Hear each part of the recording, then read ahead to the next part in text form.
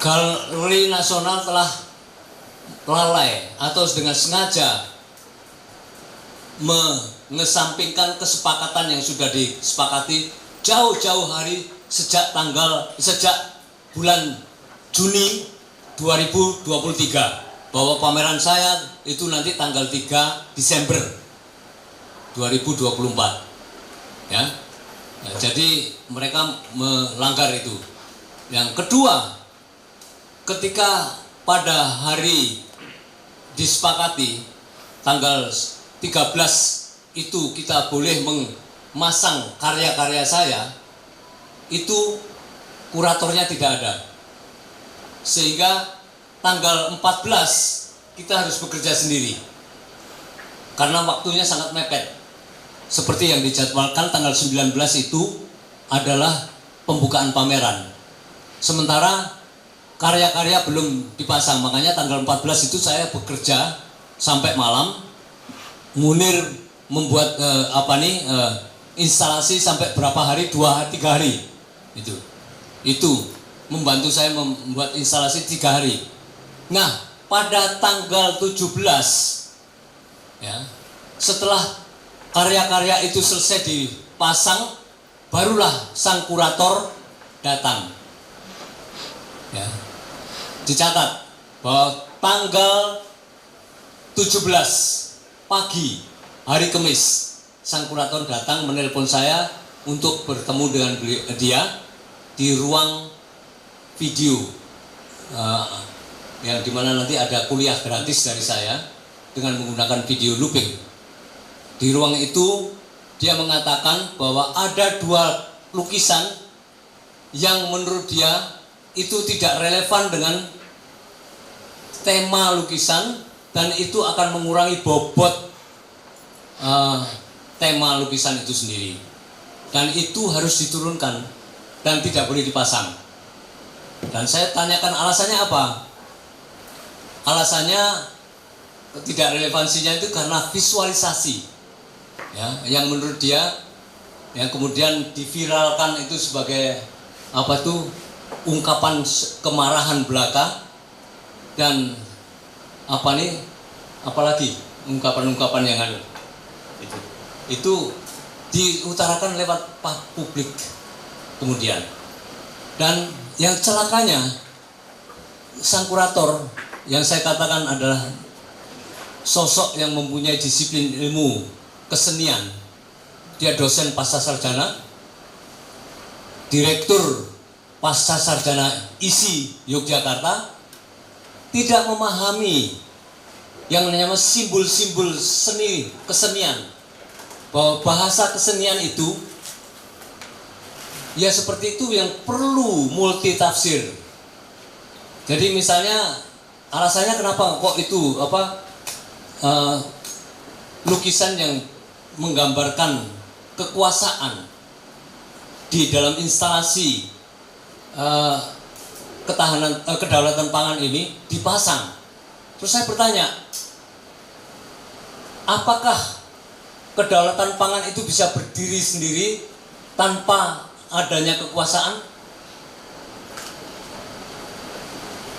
Kalau kita berbicara soal kedaulatan, terus kita kita menafikan kekuasaan, itu omong kosong. Kata kedaulatan dengan kekuasaan itu adalah hand in hand dalam bahasa Inggrisnya, tidak bisa dipisahkan. Kita ngomong soal pangan untuk bangsa Indonesia. Kalau tidak ada kekuasaan, pangan tidak akan terjadi, tidak akan ada untuk semua bangsa. Kecuali setiap orang di kota pun harus menanam padi. Jadi kebijakan pemerintah di dalam ketahanan pangan itu tidak bisa dipisahkan dari unsur politik, dari unsur ekonomi. Jadi artinya apa? Melihat kesenian yang simbolis seperti itu tidak bisa menggunakan kacamata politik. Nggak bisa. Kalau dia memang betul-betul dia memahami kesenian, dia juga harus menggunakan bahasa seni. Itu loh. Nah, oke, akhirnya dari pembicaraan yang alot selama 2 jam lebih, akhirnya saya win-win solusi. dua lukisan Konoha 1 dengan Konoha 2 itu terpaksa saya tutup dengan kain hitam, dan itu sudah saya lakukan. Itu terjadi pada tanggal 17, dua hari sebelum pameran dibuka. Pada hari hanya tanggal 19 siang hari seperti ini, saya diundang ke ruang rapat para staf Galeri Nasional. Di situ ada orang bernama Zamrud Satyanega dan orang bernama Bramantya bersama dengan kurator Suwarno, didampingi Jarod Mahendra, Direktur Galeri Nasional, ada Desi, dan ada Bayu, tim kurator, bersama orang yang bernama Hari. Di depan mereka, Jarod mengatakan bahwa ada 3 lagi lukisan yang harus diturunkan. Dengan alasan itu mengganggu dan tidak sesuai dengan relevansi pameran. Gitu. Padahal di situ adalah gambar figur-figur petani memberi makan, ya, kepada orang yang saya gambarkan, ilustrasikan seperti orang kaya. Ada pameran itu harus ada kurator. Kemudian kesepakatannya tema tertentu kalau tidak salah tentang kedaulatan pangan ya. Tetapi ada sejumlah lukisan itu kabarnya dipasang sendiri oleh sang seniman. Nah, biasanya itu selalu melalui proses kurasi. Dan lukisan-lukisan itu tidak ada kaitannya dengan soal kedaulatan pangan. Bahkan agak vulgar, misalnya kuratornya makanya tidak sepakat dengan itu, dan juga mungkin ada motif-motif politik yang lain gitu. Akhirnya kuratornya mundur. Karena kuratornya mengundurkan diri, ya tidak mungkin ada pameran tanpa ada kurator. Bagaimana? Dibatalkannya pameran lukisan di Galeri Nasional. Ya, yang jelas kita juga sampai saat ini kita membuka kenapa dibatalkan. Yang jelas kalau memang ada kesepakatan antara kurator dengan yang akan melaksanakan pameran, nah, posisi kita tidak dalam konteks itu. Tapi terkait dengan masalah keamanan, apabila memang ada permasalahan yang terkait dengan hal-hal yang dibutuhkan pelayanan dari kepolisian, kita akan ambil. Terima kasih. Yang dilarang ya lebay, kalau kata saya. Ini siapa gitu? Saya nggak yakin misalkan Prabowo itu kan presiden yang kalau saya lihat foto-fotonya ya, itu koleksi beberapa lukisan. Berarti kan Pak Prabowo itu cinta seni gitu kan? Baca buku juga, bukan baca Doraemon doang atau Shinchan gitu kan? Ya kan? Saya yakin mungkin nggak bakal segitunya deh gitu kan? Kalau Pak Prabowo gitu ya, yang memang dia tuh kalau kita lihat tuh dia suka sama seni apa. Jadi ini siapa gitu loh pertanyaannya kan? Siapa nih yang bikin kemudian lukisan itu diturunkan? Ya, kalau saya sih kemarin begitu di Galeri Nasional, saya salah satu pejabatnya bilang begini, udah Mas Boni boleh masuk. Saya bilang saya nggak mau. Saya dikasih kesempatan untuk masuk sendirian. Ya, mungkin gara-gara saya anggota DPR. Tapi saya bilang sama Mas Batu sama lain, saya nggak mau. Bukan gini cara mainnya. Konsepnya adalah ini kan udah mau dibuka, buka untuk umum. Saya masuk sama-sama. Akhirnya saya memilih untuk pulang. Setelah menunggu dari jam 10:30 sampai jam 2:30 ya Mas. Saya pilih pulang. Saya bilang, pejabatnya telepon saya, wah silakan masuk kalau Mas Boni boleh. Enggak, saya nggak mau. Saya nggak mau. Saya mendorong kepada Galeri Nasional, udah buka aja. Nggak apa-apa. Toh kalaupun ditutup-tutupin, orang gambar lukisannya udah nyebar kemana-mana kok. Ya kan? Terus mau ngapain lagi? Ya kan? Gambar lukisan udah nyebar di medsos sudah kemana-mana. Buka aja. Saya dalam kapasitas saya sebagai anggota DPR Komisi 10 yang memang membidangi kebudayaan, saya minta buka. Buka aja. biarin seni diskusi ini dikembalikan menjadi milik publik dan diskusikan di sana, ya kan? Saya bilang sekali lagi, jangan-jangan ini presiden juga nggak tahu nih kayaknya, tahu ini mungkin yang lain gitu kan.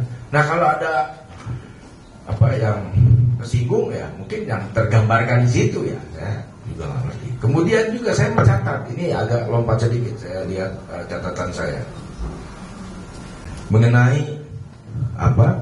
Usman bin Hamid. Mengenai persekusi dalam bidang seni. Saya ini hitung ada selama 5 tahun terakhir ada sebentar saya hitung 1, 2, 3, 4, 5, 6, 7, 8, 9, 10, 11, 12, 13, 14, 15 kali. Ya kan? Ya beberapa lah, misalkan di Tangerang tahun 2021 ada mural yang mirip ya sama Jokowi, itu juga rame. Kemudian ada festival Jaran Kepang Medan juga rame karena dipersekusi. Jadi total ada dalam 5 tahun terakhir untuk kegiatan seni budaya itu ada 15 kali, dan itu banyak plus yang sekarang. Ini data yang saya himpun 5 tahun terakhir. Jadi gimana kita tuh katanya bangsa yang berbudaya, tetapi di dalam kegiatan-kegiatan seni kebudayaan kita belum leluasa. Kan? Kalau soal pemberedelan saya jelas nih, kalau Fadlizon bilang ini bukan pemberedelan, silakan baca apa sih pemberedelan.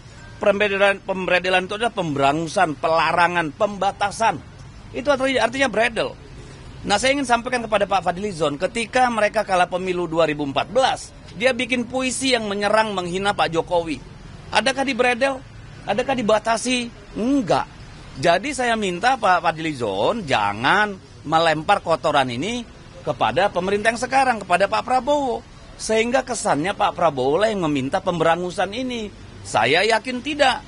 Karena saya belum pernah dengar Pak Prabowo itu anti karya seni. Bahkan beliau seorang pecinta seni. Bahkan suka menyanyi, kan gitu nih.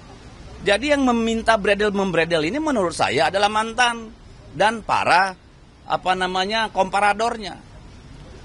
Saya nggak percaya bahwa ini permintaan Pak Prabowo. Ini pasti pemerintahan mereka yang tersinggung. Siapa yang tersinggung? Silakan diartikan sendiri. Soal katanya vulgar, ada pemakaian atribut. Itu kan asumsi. Harusnya kalau itu dipamerkan, maka yang melihat itu hanya segelintir orang yang datang ke pameran. Dengan pemberedelan sekarang tuh sampai ke kampung-kampung, desa-desa orang jadi mengerti gitu loh. Jadi salah sendiri kalau menurut saya. Karena saya yakin Pak Prabowo tidak punya niat untuk memberangus seperti itu. Beliau sedang berusaha membangun citra Indonesia di luar negeri. Ya, dunia internasional. Kalau sampai beliau keluar negeri terus ada cerita kayak begini, kan beliau bisa dianggap tidak demokratis, dan itu merugikan bagi Pak Prabowo. Jadi pada Pak Fadlizon dan Giring tolong hati-hati. Ya, apalagi dua-dua ini kan seniman nih. Fadlizon suka nulis puisi, Giring suka nyanyi.